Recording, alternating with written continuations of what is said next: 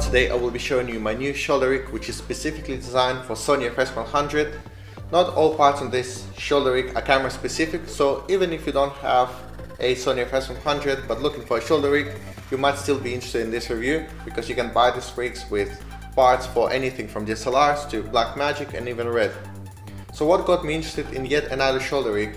This is not my first one, and I've had quite a nice rig before, but I still decided to go for this one. Well, if you have FS100 or you know that camera well, you'll know how badly it needs a top handle. The only top handle that has been available on market up until this point was from Zacuto, which is a very nice handle, but it costs as much as some full shoulder rigs, and at that price it's not for me. One day while I was looking around on eBay to see what's new, I came across this kit that had a Sony FS100 chest plate, top handle and bottom mount, also camera specific, with a set of rods for just around $200 or so, and I knew that I will definitely be getting that because I really wanted a handle for a long time, and the chest plate is something else that I really wanted because Sony FS100 lacks any mounting points otherwise.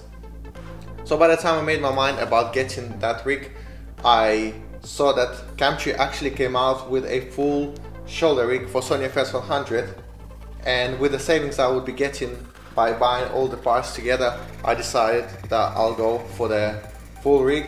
So before I go into actual shoulder rig, I want to show you the cases that this rig came in.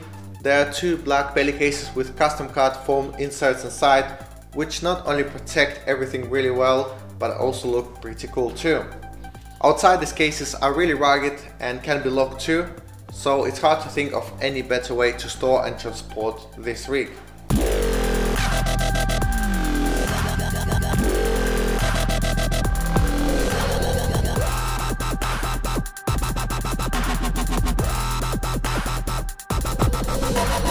Coming back to the actual shoulder rig, my version of the rig came with a matte box and a follow focus, which you can see on the other side there.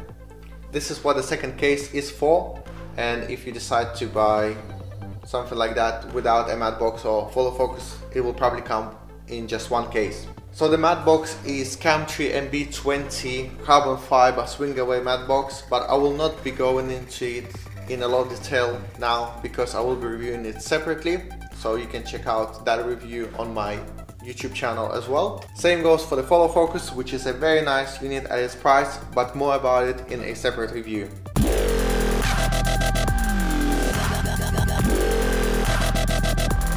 Let's have a better look at the handles. As you can see on each side there are two rosettes for precise adjustment, and once you decide which position you want your handle to be in, you lock it down, and thanks to rosettes it's definitely not gonna go anywhere. So it's a very nice rugged way of having handles. I really like these handles, they feel very nice and solid, very professional. But my favorite feature about these handles is the quick release system that they have, which allow them to be fixed in place or taken off within seconds. Let me take off the matte box to show you what I mean. Okay, so let me show you how quickly I can take off these handles. That's it. It takes literally 1 second to take them off. Same goes for putting them on. Slide them in place where you want them, lock them in, and that's it. They're not going anywhere. I wish there were more accessories that had the same sort of locking system, because it's very convenient and very quick way of putting stuff on your rods.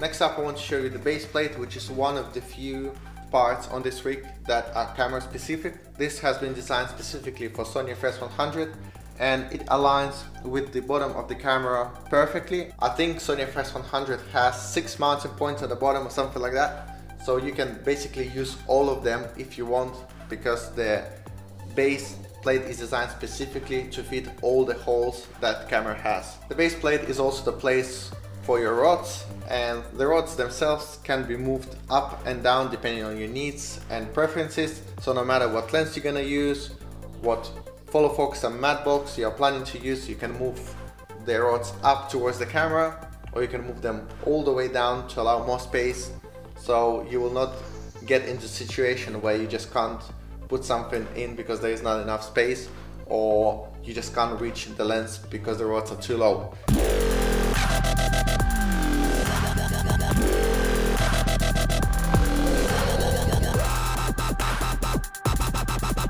Like I mentioned already, on the top I have the chest plate, which is again camera specific and has been designed specifically for Sony FS100. This allows me to have many more mounting points of different sizes. So if I want to put a magic arm on there, maybe extra light or something else, there are plenty of points that I can now use. On the top of the chest plate there's a mounting bracket for the actual handle, which I already spoke about, but I just want to quickly show you that it can be adjusted around, up and down, and you can take it to the front if you want.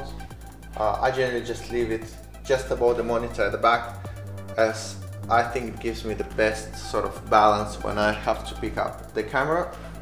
I really like this handle. It doesn't seem to be a big deal, but with FS100 you really need it, and I'm so glad I finally have a handle. Another thing that I didn't mention yet is that attachment right here, which is specifically made for the microphone. When using a handle you can't use the standard microphone mount for the mic, so this replaces it pretty well.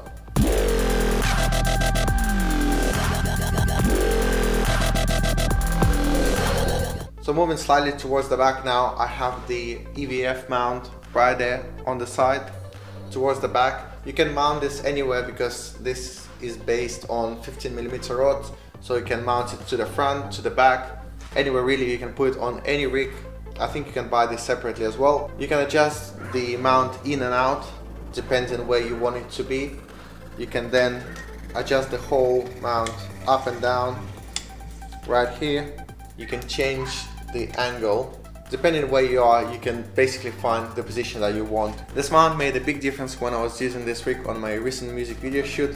It allowed me to have my Zacuda EF right next to the camera body rather than at the back of it, which meant that the camera itself was almost on my shoulder with the Evf to the side, which is more or less the same position of the Evf that you would have on an ENG broadcast style cameras. This is the best way to operate a handheld camera because the whole rig becomes less front heavy, so you don't get as tight, which means you can get better shots.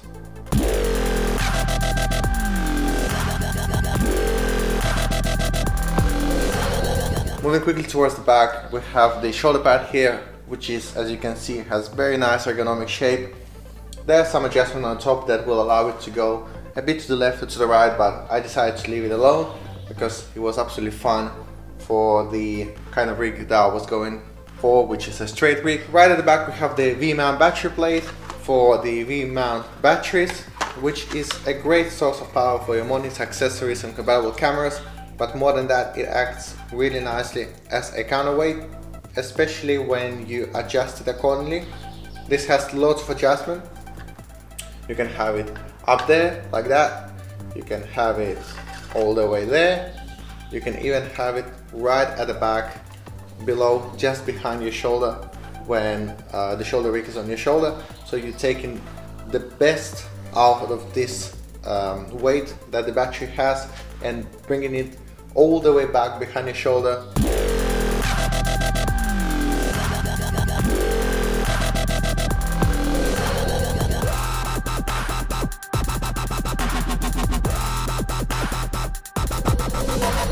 Overall, I think it's a really nice rig with lots of great features. Not only it's great for handheld operation, but also when on tripod it adds some nice weight to it. So panning and tilting is much smoother than you would have on a lightweight configuration. I'm really enjoying what this rig has to offer. It's definitely a keeper for me, and I recommend this version of hand rigs for other FS100 owners. Hopefully this review has been useful to all of you guys, and I'll see you in the next video.